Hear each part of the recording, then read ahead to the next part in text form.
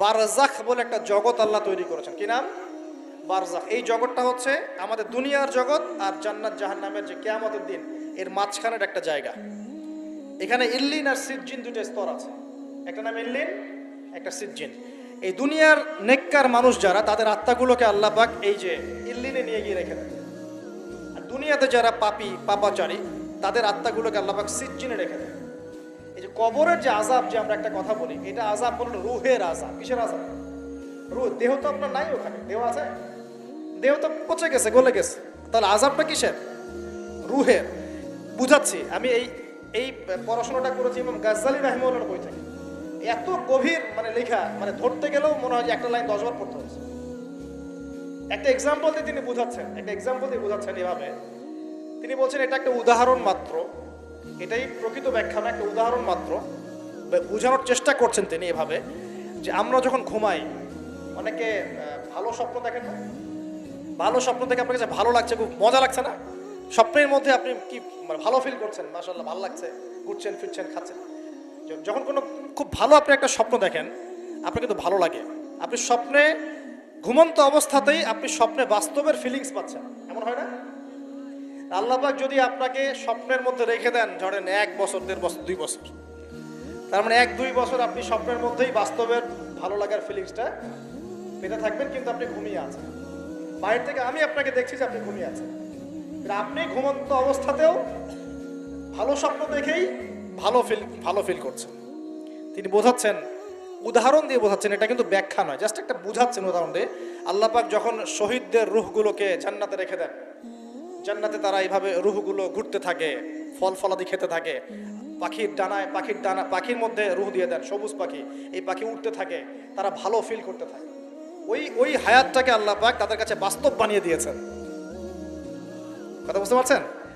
ওই হায়াতটাকে আল্লাহ পাক তাদের কাছে বাস্তব বানিয়ে দিয়েছেন। তাদের কাছে মনে হচ্ছে এটাই বাস্তব, এটাই জগৎ। আল্লাহ চাইলে করতে পারেন না?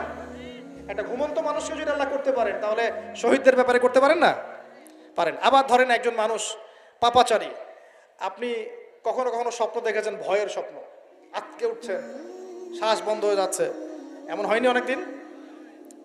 আর হবে তো বেশি, কারণ কানে তো হেডফোন দিয়ে গান শোনেন, আর হেডফোন কানে দিয়ে ঘুমান, এফএম শুনতে শুনতে ঘুমান, এই কি করতে করতে ঘুমান। ঘুমানোর আগে তো দোয়া কালাম নাই, দোয়া কালাম মাসনুন দোয়া কালাম তো নাই, সূরা মুলক নাই, সূরা বাকারা শেষের আয়াত নাই, ইত্যাদি নাই, পবিত্রতা নাই, বিছান ছাড়েন না, লাইটস অফ করেন না। আপনার সুন্নত মাফিক তো ঘুমাচ্ছি না। ঘুমানোর কতগুলো সুন্নত জানেন? ঘুমানোরই কত সুন্নত আছে।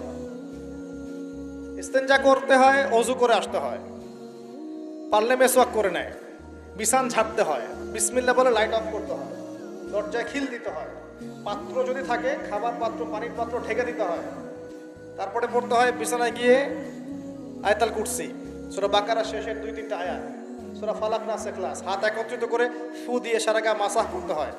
ডান কাত হয়ে আল্লাহুম্মা বিইসমিকা আমুতু ওয়া আহইয়া বলে এই যে 33 বার সুবহানাল্লাহ, 33 বার আলহামদুলিল্লাহ, 34 বার আল্লাহু আকবার পড়তে পড়তে ঘুমাতে হয়। কয়জন জানে কয়জন ঘুমানোর সুন্নত? ঘুমানোর আগে এখন কানে হেডফোন, ব্লুটুথ, হাবি জাবি এইসব দিয়ে যুবকরা ঘুমাচ্ছে। প্রতিটা কাজ নবীর সুন্নত মতো করার চেষ্টা করবো, আল্লাহ পাক তৌফিক দান করুন। এই যে 9 নম্বর ওয়াদা করেন, জীবনের প্রতিটা কাজ নবীর সুন্নাহ মতো করবেন। রাজি আছেন ইনশাআল্লাহ? একদম চেহারা থেকে শুরু হবে, চুল দাড়ি পোশাক আশাক থেকে শুরু হবে। আল্লাহ পাক যত উপরে নিয়ে যাবেন, আপনি যেখানেই যান নবীর সুন্নত বাস্তবায়ন করবেন ইনশাআল্লাহ। আল্লাহ পাক তৌফিক এনায়েত করুন, বলি আমিন।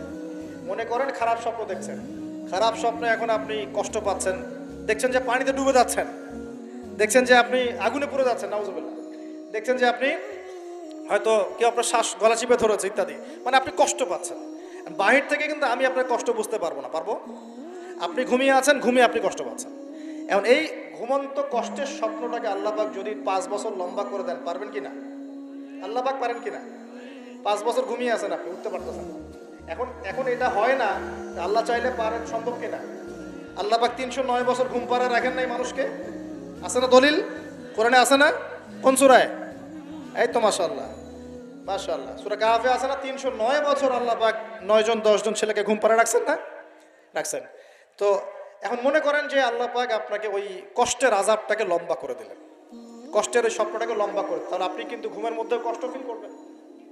এখন কবরে যদি আল্লাহ পাক বারজাখের জীবনে সিজ্জিনে কিছু আত্মাকে রেখে আত্মাগুলোকে আযাব দেন এবং ওইটাকেই যদি তাদের কাছে বাস্তব ফিল দিয়ে দেন, তাহলে কি তার আযাব পাবে না? অনেক ব্যাখ্যা আছে যেগুলো নিয়ে আলাদা লেকচার দেওয়া লাগে।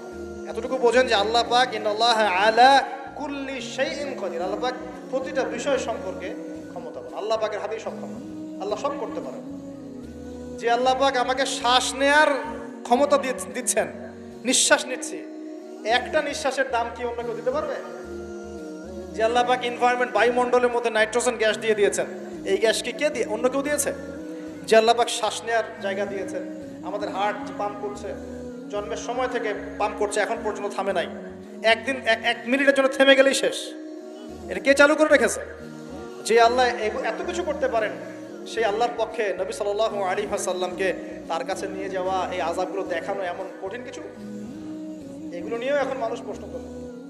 তো এখানে নবীজি অনেকগুলো শাস্তি দেখেছেন, তার মধ্যে একই পাপের কারণে তিনটা শাস্তি দেখেছেন। কয়টা ভাই? এই সেই বিখ্যাত পাপের নামটাই হচ্ছে সুদ। কি নাম সেই পাপের? একবার দেখেছেন কিছু লোককে রক্তের নদীতে ফেলে দিয়ে মাথা ফাটিয়ে দেওয়া হচ্ছে। জিজ্ঞাসা করলেন এরা কারা? জিবরাইল আলাইহিস সালাম বলছেন এরা আপনার উম্মতের সেই সব ব্যক্তি যারা সুদ করছিল। রক্তের নদী কেন? কারণ রক্ত চুষে খাইতো তারা মানুষ। মাথা কেন ফাটায় দেওয়া হচ্ছে? কারণ এই মাথা দিয়ে বলেছিল ইন্নামাল বাইউ মিসলুর রিবা, ব্যবসা সুদ একই জিনিস। এই শয়তানি মাথা থেকে বেরোছে, এই কারণে মাথা ফাটিয়ে দেওয়া হচ্ছে। আর একটা শাস্তি দেখেছেন, তারা পাথর খাচ্ছে, পাথর, বড় বড় পাথর খাচ্ছে, পিছনের রাস্তা দিয়ে পাথর বের হয়ে যাচ্ছে। জিজ্ঞাসা করলেন কাদের কি কারণে শাস্তি দেওয়া হচ্ছে? জিবরাইল আলাইহিস সালাম বললেন এটাও সুদের কারণে। 3 নম্বরটা দেখেছেন তিনি, যে কিছু মানুষ শুয়ে আছে আর এই পেটটা, এই বাড়ি, আমাদের বাড়ি যেমন উঁচু, বাড়ির মতো উঁচু হয়ে আছে পেটটা, আর পেটের ভিতরে অজগরের মতো বড় বড় সাপ কিলবিল কিলবিল করছে। এই 3টা শাস্তি তিনি দেখেছেন। দেখে জিবরাইল আলাইহিস সালামকে বলছেন এই 3টা শাস্তি কি কারণে? 3টার ক্ষেত্রেই জিবরাইল আলাইহিস সালাম বলেছেন সুদের কারণে, সুদের কারণে, সুদের কারণে। আল্লাহ পাক আমাদেরকে হেফাজত করুন। 10 নম্বর নিয়াত, আমরা সবাই হালাল খাওয়ার চেষ্টা করবো ইনশাআল্লাহ। আমরা হারামের দিকে যাব না ইনশাআল্লাহ। হালাল রিজিক আল্লাহ যতটুকু দিবেন এতটুকুতে সন্তুষ্ট থাকবো ইনশাআল্লাহ। এবং যদি আমি সামর্থ্যবান হই, ধনী হতে আল্লাহ পাক নিষেধ করেন নাই, ধনী হতে আল্লাহ নিষেধ করেন নাই, ব্যবসা করতে নিষেধ করেন নাই, ধন সম্পদ আল্লাহ পাক অর্জন করতেও নিষেধ করেন নাই, কিন্তু দুনিয়ার পূজা করতে আল্লাহ নিষেধ করেছেন, দুনিয়ার মোহে ডুবে যেতে আল্লাহ নিষেধ করেছেন।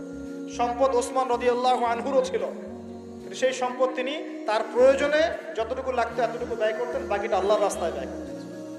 ওসমান রাদিয়াল্লাহু আনহুর মতো ধনী হতে কোনো সমস্যা আছে? আপত্তি আছে? একটা আমল তার জীবনী থেকে পাওয়া যায়, এটা পড়ে আমার কাছে এত মানে নিজেকে এত ছোট মনে হচ্ছে, কাশ যদি এই আমলটা আমি করতে পারতাম। বলে দেব, চেষ্টা করছি যে করার, আপনারাও করার চেষ্টা করেন। ওসমান রাদিয়াল্লাহু আনহু ধনী ছিলেন কিনা, নবীর কাছে গিয়ে বলছেন যে আমার ধন সম্পদ খুব বেশি বাড়ছে, ইয়া রাসূলুল্লাহ আপনি সম্পদ একটু কমানোর দোয়া করেন তো আমার জন্য। চিন্তা করা যায় মানুষ এমন দোয়া কেউ করবে এই যুগে? আচ্ছা, নবী সাল্লাল্লাহু আলাইহি ওয়াসাল্লাম বললেন তুমি উটের পিঠে, গাধার পিঠে খাওয়া দাওয়া করো, ঠিক আছে, খাওয়া দাওয়া করো। তো তিনি খাওয়া দাওয়া করেন। এখন কয়দিন পরে, কয়দিন বলতে কতদিন আল্লাহ ভালো জানেন, তিনি এসে বলছেন ইয়া রাসূলুল্লাহ আমার তো সম্পদ আরো আগের চেয়ে বাড়তেছে, দেখি আপনি কি দোয়া করলেন? সম্পদ তো আরো বাড়া শুরু করেছে। তখন তিনি বলছেন যে তুমি যখন খাও তখন তোমার হাত থেকে যদি খাবার পড়ে যায় তুমি কি করো? তখন তিনি বলেছেন আমি, আমার হাত থেকে খাবার যদি পড়ে যায়, একটা দানাও যদি পড়ে যায়, আমি উটের পিঠ থেকে নেমে সেই খাবারটাকে তুলে পরিষ্কার করে তারপর খাই। উসমান রাদিয়াল্লাহু আনহু এত ধনী মানুষ, তিনি প্রতিবেলায় 100 মানুষকে খাওয়াতে পারেন, কোনো সমস্যা নাই। তিনি একাই তাবুকের যুদ্ধে 30,000 সৈন্যের দায়িত্ব নিয়েছেন। 30,000 সৈন্য 3 মাস যাবে, যাত্রা বিরতি করবে, খাবে দাবে, তাদের ঘোড়া অস্ত্রশস্ত্র সব দায়িত্ব একজন ব্যক্তি বহন করেছেন, ওসমান রাদিয়াল্লাহু আনহু। কত বড় ধনী আপনি চিন্তা করেন।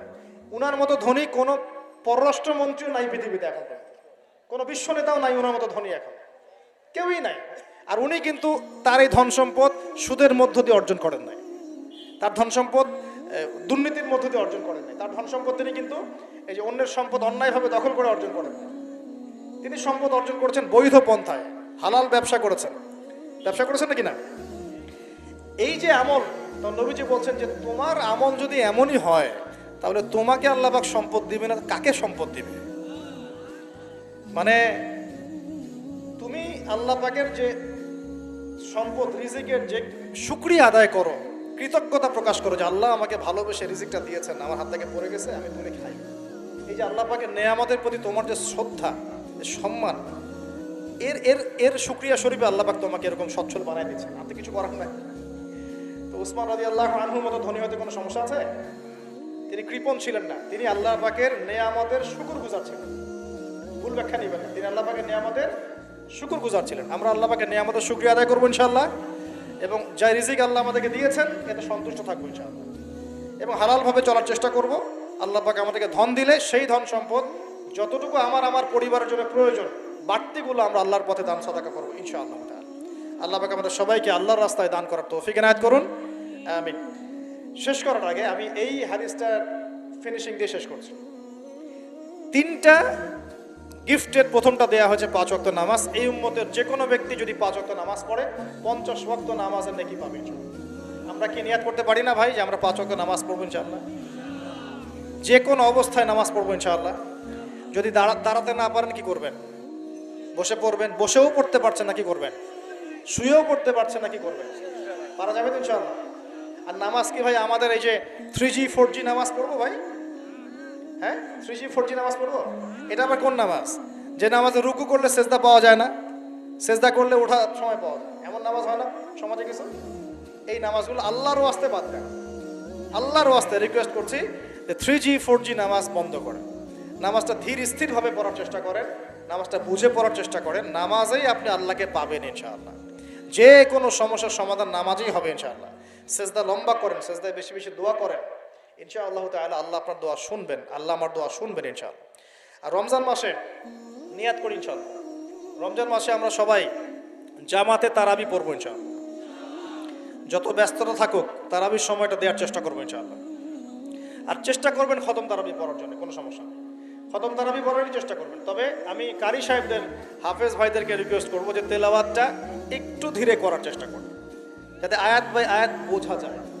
অনেক জোরে পড়তে থাকলে অনেক সময় ধরাই যায় না যে আয়াতটা কি পড়া হচ্ছে। কুরআন তো বুঝতে হবে, অ্যাবজর্ব করতে হবে। যদি প্রয়োজনে দেখা যায় সময় বেশি লাগছে, লাগুক না। রমজান তো ইবাদতেরই মৌসুম। আমাদের রমজান মাসে আল্লাহর ইবাদত করা ছাড়া এর চেয়ে গুরুত্বপূর্ণ আর কাজ কি আছে? আছে? সেই ব্যক্তি ধ্বংস হোক। নবীজি বলেছেন যে ব্যক্তি রমজান মাসকে পেয়েছে, রমজান মাস পেয়েও আল্লাহর ইবাদত করে তার গুনাহ মাফ করাতে পারে নাই, সেই হতভাগা ধ্বংস হয়ে যাক, নাউজুবিল্লাহ। আল্লাহ পাক আমাদের সবাইকে রমজানে বেশি বেশি ইবাদত করার তৌফিক দান করুন। নবী সাল্লাল্লাহু আলাইহি ওয়াসাল্লাম মেরাজ রাতে দ্বিতীয় হাদিয়া নিয়ে আসলেন, সূরা বাকারার শেষের 3টা আয়াত। কয়টা আয়াত ভাই? কয়জনের মুখস্থ আছে? আলহামদুলিল্লাহ।